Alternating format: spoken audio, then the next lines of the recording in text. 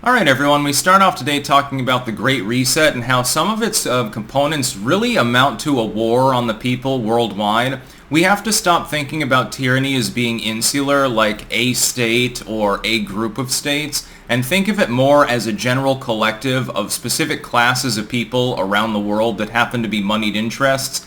They have trade between themselves. They all travel freely and enjoy various perks to being super wealthy and politically connected, perks that are not given to the members of particularly any society. If you're not at least a one percenter in the lower echelons of upper wealth, if you don't have several homes and a limousine, basically, you are not part of their party.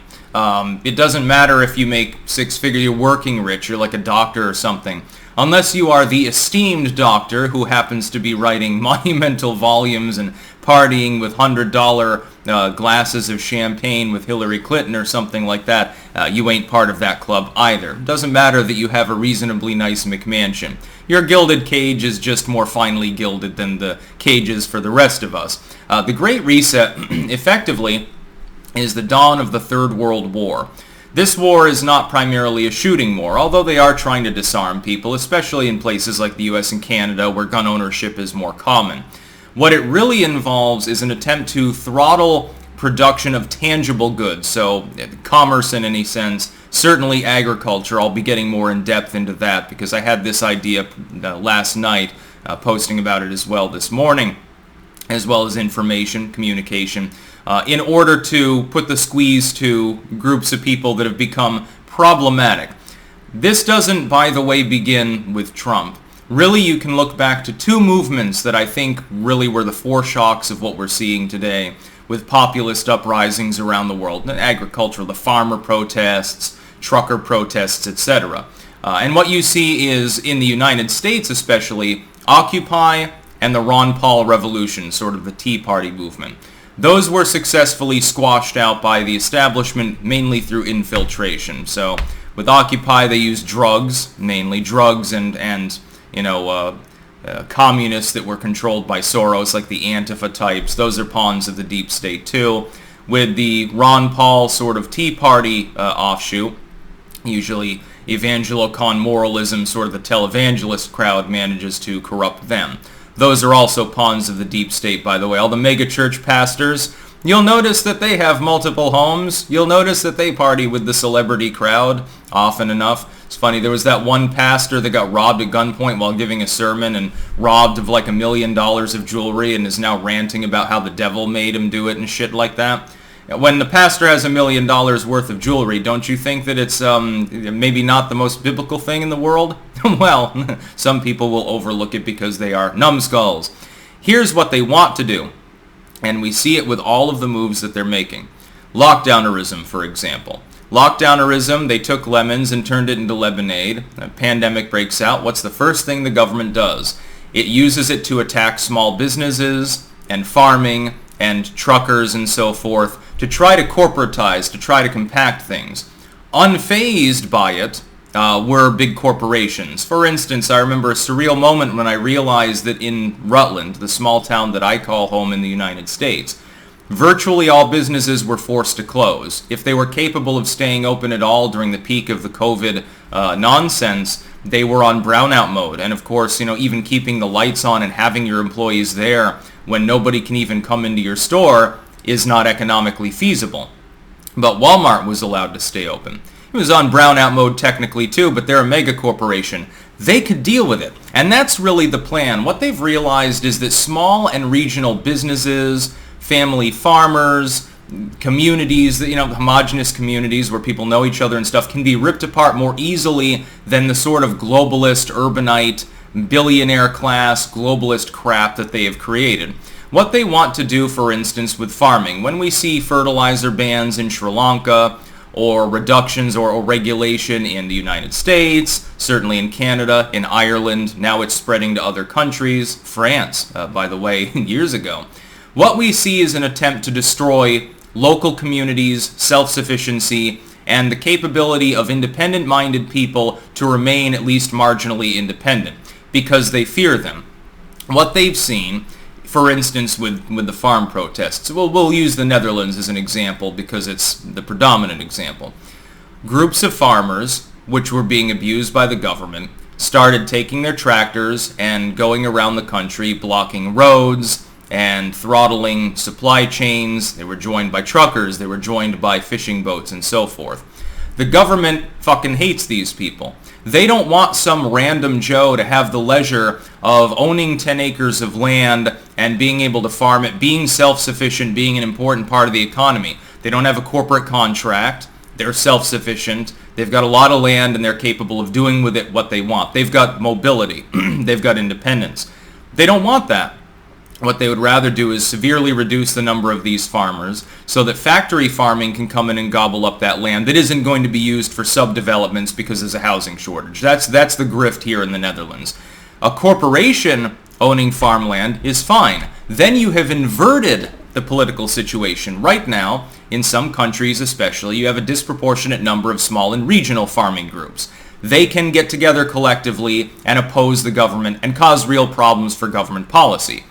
If the land is corporatized, so 5 or 6 corporate entities that are moneyed, whose leaders kowtow and party with members of government, if they control the food supply, you can do the opposite. You can put the screws to the population anytime you want to. You can make the economy more or less fluid. You can make the food prices higher or lower. All you have to do is talk to your corporate buddies. And of course, if you're telling them you have to operate at a loss for a while because there's some small business we still need to screw out of existence, you can make the notes good through subsidies. This was also done by the US government and other groups throughout the world during lockdownerism. That's only one example.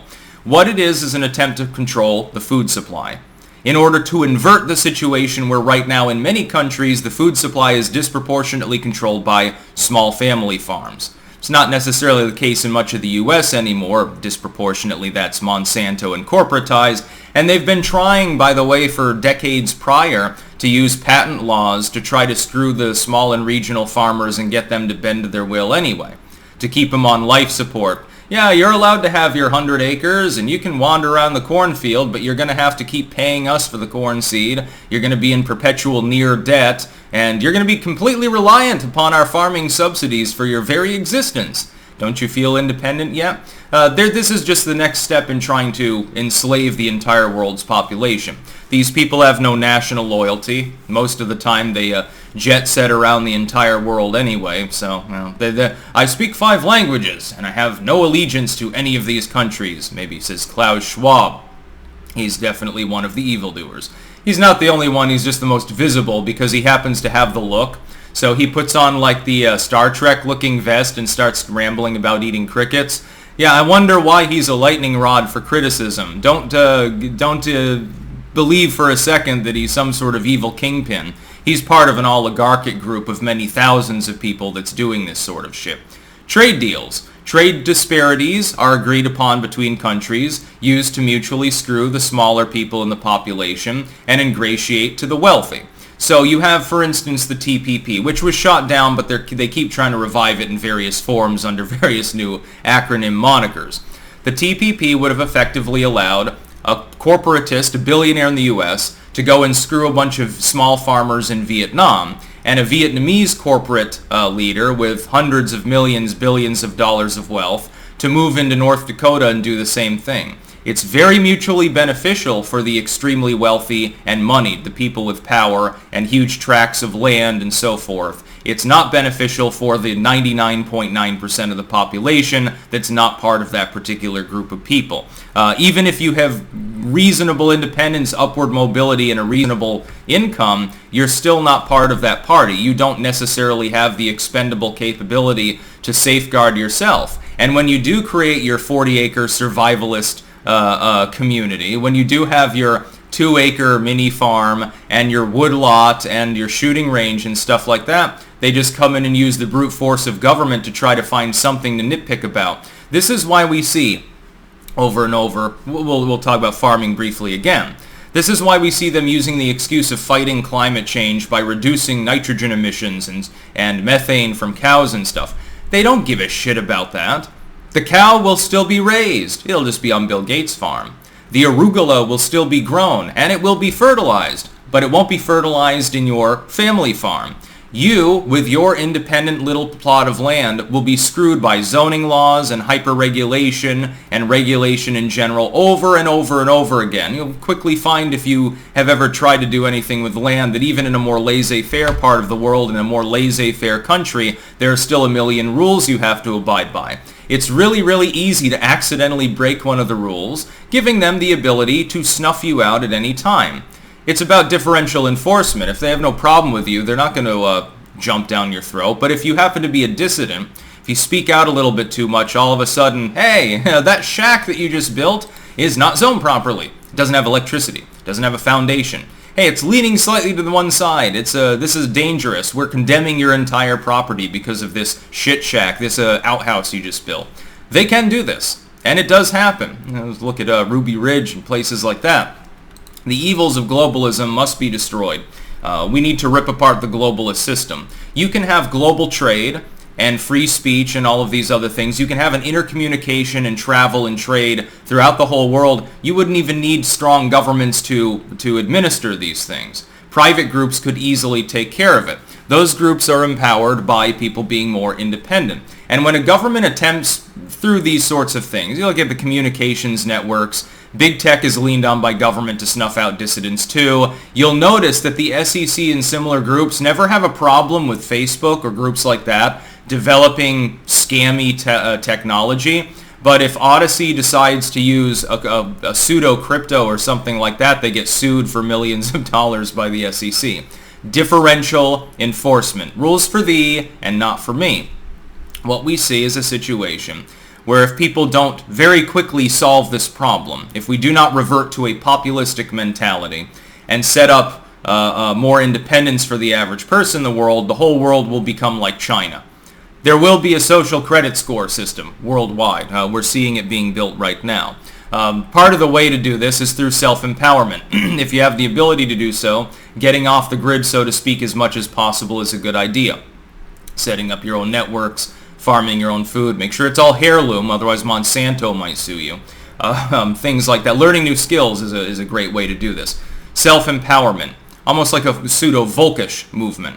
Getting to know your community, splitting labor. Again, I've used the example, you know how to grow apple trees. Granny down the street knows how to make really, really good apple preserves and pies and shit like that. Well, you've got a good thing going. And that dude down the road grows a lot of wheat, knows how to make, the stuff for the crust, so you can all get together and make your pies. Maybe you even have a little bake sale or something. Granny's apple pies, grown locally with locally sourced spices. Hippies will love them.